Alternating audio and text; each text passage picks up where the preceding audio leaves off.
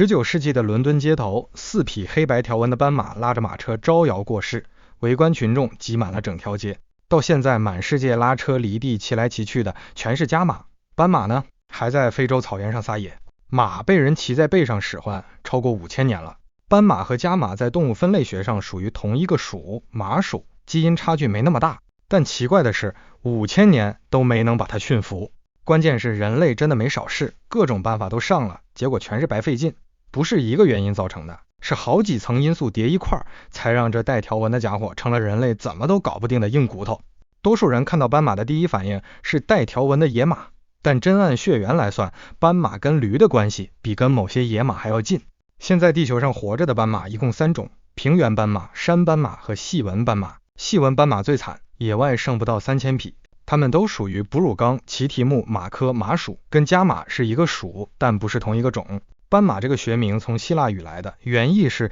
带斑纹的野兽。斑马比普通家马小一圈，成年肩高也就1.2到1.4米，体重200到350公斤，差不多是家马的6成左右。最显眼的当然是那身黑白条纹，不过这玩意儿的核心功能不是伪装，真正的用处说出来你可能不信，干扰采蝇的视觉，让虫子不好下嘴。对了，斑马的鬃毛是竖着的，又短又硬，你想象给家马那样编辫子，门都没有。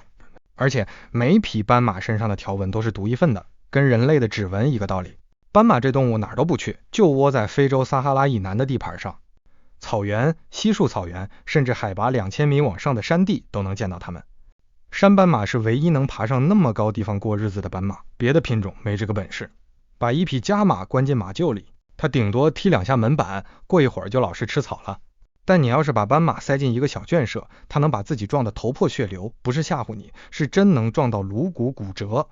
斑马天生受不了封闭空间，待在里面就会产生强烈的应激反应，疯狂冲撞围栏，那种拼命的劲头谁都拦不住。这跟它的生活习惯有直接关系。斑马是昼行性动物，天亮活动，天黑休息，但从来不住固定的窝。野生状态下，它们每天要移动10到20公里，活动范围横跨几十平方公里。对比一下，普通家马散养时一天走个2-3公里就算多的了。为了维持这么大的运动量，斑马每天差不多有一半的时间都在低头啃草，剩下的时间不是在走就是在站着打盹儿。说到睡觉，斑马有个特别狠的习惯，绝大多数时间都是站着睡的，4条腿一锁死，脑袋一耷拉，就这么眯着。只有整个群体反复确认周围一丁点危险都没有的时候，他们才会挑个时间集体躺下来睡一会儿。躺下可不是四仰八叉的，是侧卧着，一有动静立刻弹起来跑路。家马在圈舍里能安稳过一辈子，但斑马不行。你把它关起来，它的第一反应不是算了就这样吧，而是我要出去，然后不计代价的冲撞。这也是为什么全世界动物园养斑马都得用特别结实的围栏，普通的木头栅栏根本扛不住。按理说吃得杂的动物应该更好养，给什么吃什么多省心。但斑马偏偏是个反例，它那不挑食的毛病反而成了驯化路上的一大绊脚石。斑马是纯草食动物，主食是各种草本植物，但饿极了灌木皮、树皮也能对付2口，食性比家马宽不少。而且它极耐旱，3-4天不喝水完全没问题，靠啃的草里的水分就能扛过去，这个本事是家马的2倍以上。到了旱季，斑马会跟着雨季的节奏长途迁徙，追逐新长出来的嫩草。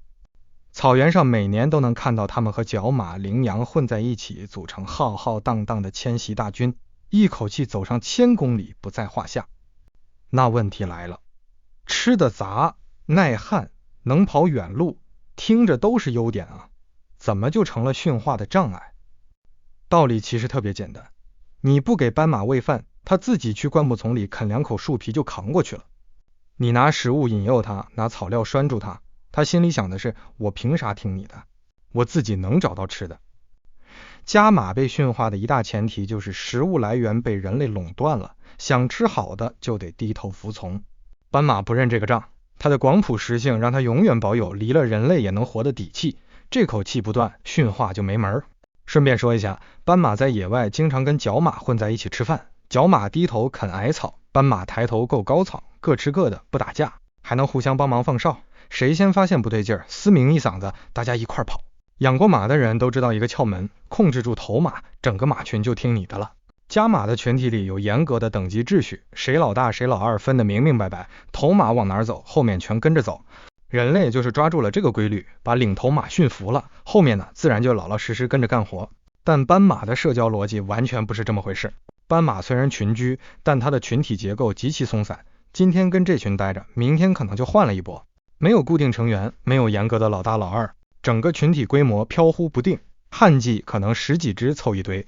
到了迁徙季节能聚到上百只，但这些个体之间没有硬性的隶属关系，想走随时走。更要命的是，成年雄性斑马很大一部分是独居的，或者跟其他单身汉组成临时的光棍群，压根儿不在母群的体系里。你想通过搞定一匹头马来控制整个斑马群，根本找不到那个头马在哪儿。不过斑马群体里有一个关系是铁板钉钉的，母子和母女之间的纽带。小斑马生下来就紧跟在母亲身边，一跟就是好几年，吃奶吃上半年左右，断奶后也不会立刻离开，继续跟着妈妈学习识别哪些草能吃，哪些地方有水，怎么躲避捕食者。这个学习过程要持续2年以上，比家马幼崽跟着母亲的时间长得多。雄性幼崽长到亚成年阶段会被母群赶出来，加入那些单身汉群体，而雌性幼崽则会留在母群或者加入别的群体。不同种的斑马之间极少混在一起，平原斑马不跟山斑马搭伙，各有各的圈子。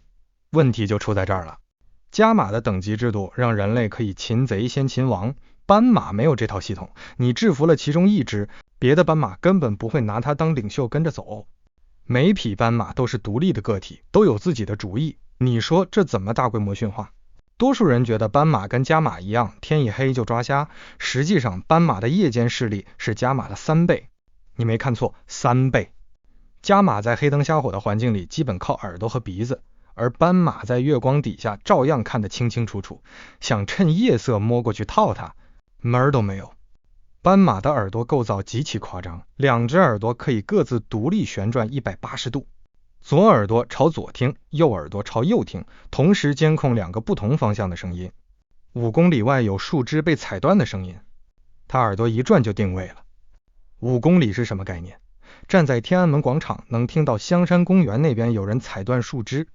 准得跟 GPS 一样。再说视野，斑马的眼睛长在脑袋两侧，水平视野接近360度，除了屁股正后方那一丁点盲区，前后左右全在它的监控范围里。你想从背后偷偷摸上去，它不用回头就能看见你的一举一动。正后方是唯一的死角，问题是只要你绕到那个位置，稍微发出点动静，它的耳朵立刻捕捉到，然后脑袋一扭就正对着你了。斑马听到异常声响的反应也很特别，它不会像家马那样撒腿就跑，第一反应是原地定住，竖起耳朵仔细听，用那双接近全景的视野扫一遍周围，确认到底是什么玩意儿发出的动静。只有认定真有危险了，才会撒丫子全速逃跑。这种谨慎劲儿让捕食者和想抓它的人都特别头疼，根本骗不过去。对了，斑马的鼻子也好使得很，走散了的斑马能隔老远闻到同伴身上的气味，顺着味道找回去，比狗鼻子差不了多少。这一整套感官配置拼在一起，等于给斑马装了一个360度的预警系统，想悄无声息地靠近它，基本等于做梦。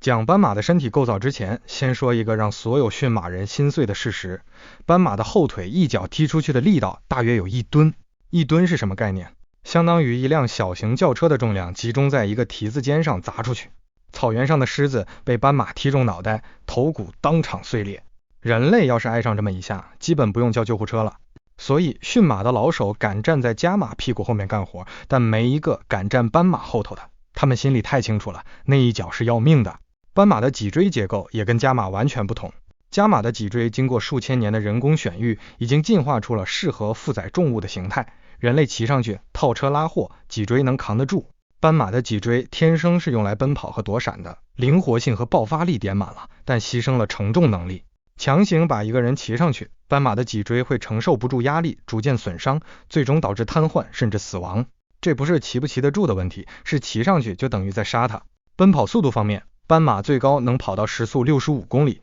跟家马的极限速度差不多。但这里面有个关键差别，耐力。家马经过驯化选育，拥有了远超野生动物的持续奔跑能力，可以驮着人跑很久。斑马的体能分配完全不同，它擅长的是短距离爆发冲刺，跑个1-2公里就到极限了，必须停下来喘气恢复。真要骑斑马去追猎物或者赶长路，半道上它就撂挑子了。另外，斑马的蹄子比家马的更硬更耐磨，这是在非洲草原粗糙地面上跑出来的本事。不过它的脾气可跟蹄子一样硬，斑马生气的时候会发出一种特别像狗叫的声音，汪汪汪的，同时张嘴就咬。家马咬人也疼，但多半是象征性的，斑马下嘴是真的往死里咬，咬住就不松口。历史上被斑马咬伤甚至咬掉手指头的案例可不少。家马被人类抓住之后，训个一段时间就会慢慢低头服软，你打它骂它饿它，它最终会认命，接受被骑被使唤的命运。斑马走的是另一条路，你越压迫它，它反抗的越狠，打它一鞭子，它反嘴就是一口，饿它一天，它撞烂围栏也要冲出去。它不是不懂得疼，而是宁愿疼死也不服。这种硬骨头的性格是在非洲草原上几百万年跟顶级捕食者打交道练出来的。狮子、猎狗、猎豹，哪一个不是奔着吃它来的？在那种环境里活下来的斑马，骨子里写着一句话：敢动我，我就跟你拼命。面对捕食者的时候，成年斑马的第一反应不是跑，而是迅速围成一个圈，把所有幼崽护在正中间。外围的成年斑马把头朝外，屁股朝圈内，摆出攻防一体的阵型，谁敢靠近，蹄子招呼。狮子见到这种阵势，通常得掂量掂量，单挑一个斑马它敢上，面对一圈暴脾气的斑马，它也得怂。斑马还有个特别鸡贼的生存策略，主动往角马群和羚羊群里凑。草原上的捕食者数量有限，角马和羚羊数量庞大，混在大部队里，捕食者先抓谁的概率一下子就被稀释了。这不就相当于给自己雇了一群免费保镖吗？遇到危险的时候，斑马会发出一声响亮的嘶鸣，那声音能传出去很远，方圆几公里的同伴听到之后都会警觉起来。自己遭殃了还要喊一嗓子提醒所有人，可以说是草原上最有团队精神的食草动物了。家马的繁殖工作特别好安排，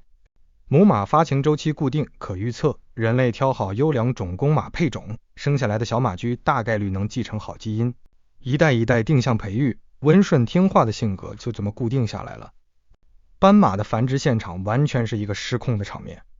首先，斑马的发情时间就极其随性，全年哪天都可能发情，没有固定的季节规律。想把一群斑马集中起来搞人工配种，你根本算不准哪匹母斑马哪天能配。就算算准了，公斑马之间的求偶竞争也不是闹着玩的。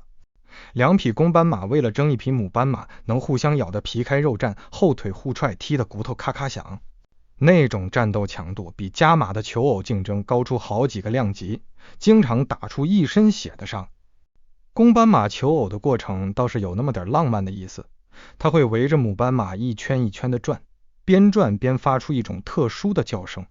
有点像唱歌，又有点像催促，同时还会做出一些摇头晃脑的动作。动物行为学家管这叫展示性转圈，但你要是亲眼看到那个画面，大概会觉得像是在跳一支求爱舞。母斑马的发情周期大约1个月左右，每次发情期持续的时间很短，留给公斑马的机会窗口就那么几天，错过了就得等下一个月，等下个月的时候又得再打一架。斑马怀孕差不多要12个月，比家马还多上1个月，一胎只生1只，绝无例外。光从繁殖效率上讲，斑马就比家马差了一大截。家马1年能生1胎，斑马因为孕期长，2-3年才能生1胎。人类驯化一种动物，繁殖效率是必须考虑的核心指标，斑马在这一点上先天不合格。但真正让驯化者绝望的是小斑马出生的速度，幼崽从母体出来的那一刻起，计时就开始了，15分钟之内它必须站起来，不是晃晃悠悠的站，是4条腿绷直稳稳的站住。1个小时之内它必须能跟着母亲跑起来，这是非洲草原的生存法则决定的，幼崽不会跑就等于给猎狗送自助餐。家马的小马驹呢，出生后要1-2个小时才站得起来，半天才能跑。斑马的幼崽发育速度把家马甩出好几条街，这么能跑的幼崽自然也很难被人类从小养熟。人类驯化动物有一个经典套路，趁动物刚出生的时候抱走，人工喂养，让幼崽把人类当成妈妈，长大了就听话了。这一招对绵羊、山羊、家马都管用，唯独斑马不买账。斑马幼崽只认自己的亲生母亲，哪怕你从它出生第一天就抱在怀里喂奶喂到断奶，等它长大了照样该咬你咬你，该踢你踢你，半点情分都不讲。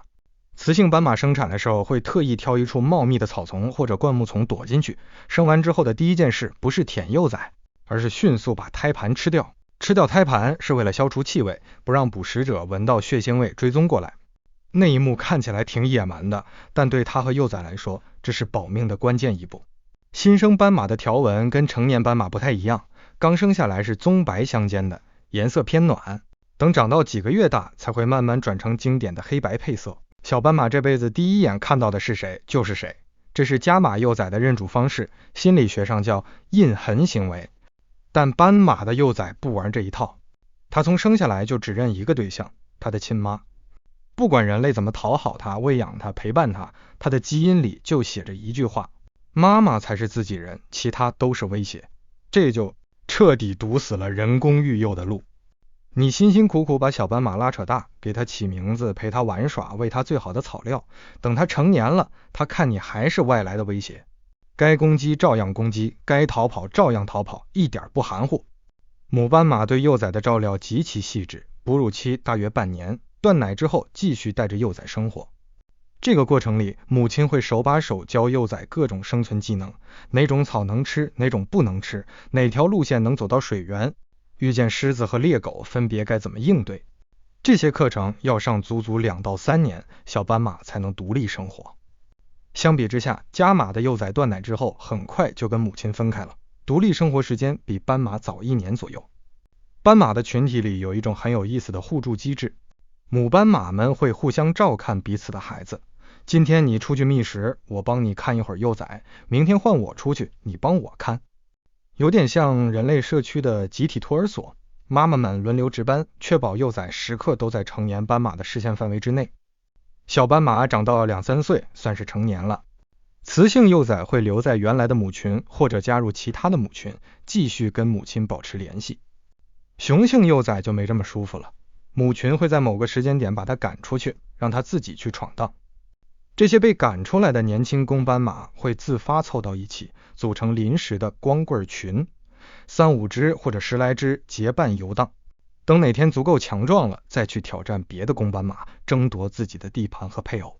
斑马在非洲草原上算是中层打工人的角色，上面有狮子猎狗压着，下面有草随便吃。平原斑马现在的野生种群数量大约50万只，听起来不多，但在非洲大型食草动物里已经是头号选手了。这50万张嘴支撑起了整个草原食偶动物群体的口粮，没斑马，狮子得饿死一大半。草原上的食草动物吃饭是分层的，谁也不抢谁的饭碗。斑马吃的是高层的粗草，角马啃的是低层的嫩草，长颈鹿够的是树梢上的叶子，瞪羚捡的是最矮的那一层，大家各吃各的，井水不犯河水。这种错位竞争让草原能养活更多动物，生态效率拉到了最满。斑马的粪便也不是白拉的，走到哪儿拉到哪儿，粪便分解之后变成天然肥料渗进土里，新草就从那些地方长出来。一个斑马群走过去，等于给草原施了一遍肥。人类驯化成功的大型哺乳动物掰着指头数得过来，狗、羊、猪、牛、马、驴、骆驼、水牛、牦牛，总共就10来种。仔细看这些动物有个共同点，绝大多数原产地在欧亚大陆。非洲这块土地上原生的大型哺乳动物几乎没有被人类真正驯化过的，斑马就是最典型的那个反面教材。这不是人类在非洲不够努力，而是非洲的进化环境压根儿没给动物留下被驯化的选项。斑马的祖先和家马的祖先在大约400万年前还是一家人，后来分道扬镳，一只留在非洲，一只去了欧亚大陆。400万年的时间，各自在不同的压力下独立演化，走出了完全相反的路。欧亚大陆那边的祖先遇上了人类，渐渐发展出了能够与人类共存的性格。非洲这边的斑马祖先面对的是地球上最凶残的捕食者阵容，狮子、花豹、猎狗、非洲野犬，哪一个不是奔着弄死它来的？在这种环境里，温顺就是死路一条，只有那些反应够快、脾气够暴、打架够狠的个体才能活下来，把基因传下去。一代一代筛下来，今天的斑马骨子里刻的就是警惕、暴躁、不服管。这不是性格问题，是几百万年生死淘汰写进基因里的生存策略。斑马的条纹也不是一天长出来的，几百万年前的斑马祖先身上花纹很淡，稀稀拉拉几道印子，后来在漫长的演化过程中，条纹越来越密，越来越深，最终变成了现在这种黑白分明的标志性装扮。现存3种斑马里，山斑马是最古老的一只，它身上保留的祖先特征比平原斑马和细纹斑马都多，可以说是一件活着的化石。一个概念得先掰扯清楚，驯化和驯服是两码事。驯服指的是搞定某一只特定的动物，让它暂时听你的话。驯化指的是让一个物种经过多代的人工选育，性格、习性、生理结构都发生稳定的遗传改变，后代生下来就天然的亲近人类，服从人类。这两者之间隔着一整条进化鸿沟。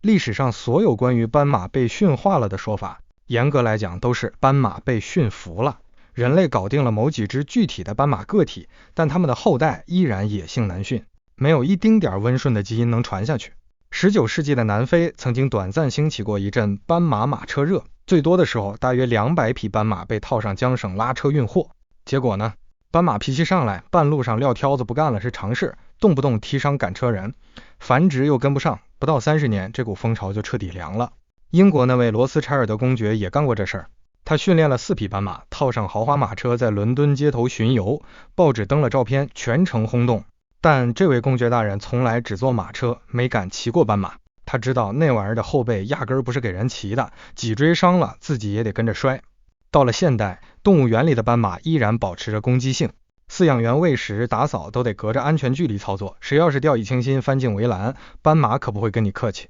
斑马始终是斑马，它没有变成加马2号。在斑马的家乡非洲，许多原住民部落的传统服饰和纹饰里都有斑马条纹的图案。在他们看来，斑马代表的是自由和勇气，是一种值得尊敬的生灵，而不是可以骑在胯下的工具。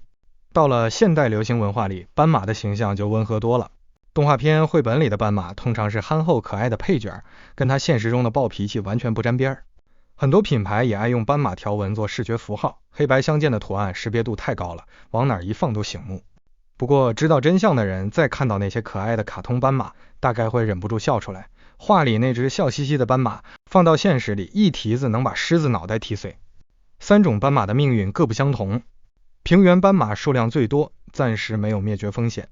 山斑马数量偏少，需要持续关注。最惨的是细纹斑马，野外种群不足3000匹，比大熊猫还少，已经被列入濒危物种名单。它们面临的主要威胁是栖息地被人类挤压，水源被截断，以及非法偷猎。斑马为什么驯不服？因为它的感官让人类没法靠近，身体结构不允许负重，脊椎扛不住骑乘，性格越压越刚烈，繁殖随机不可控，幼崽不认人只认妈，群体没有等级制度，让人类抓不住把柄。所有驯化家马能用上的招数，到了斑马这儿全都不好使。说到底，斑马不是没被驯化的命，是它压根儿没打算让任何人驯。最后问大伙儿一句，如果你在草原上遇到一匹斑马，你是选择远远拍张照片就撤，还是手痒想去摸一把？评论区告诉我你的答案。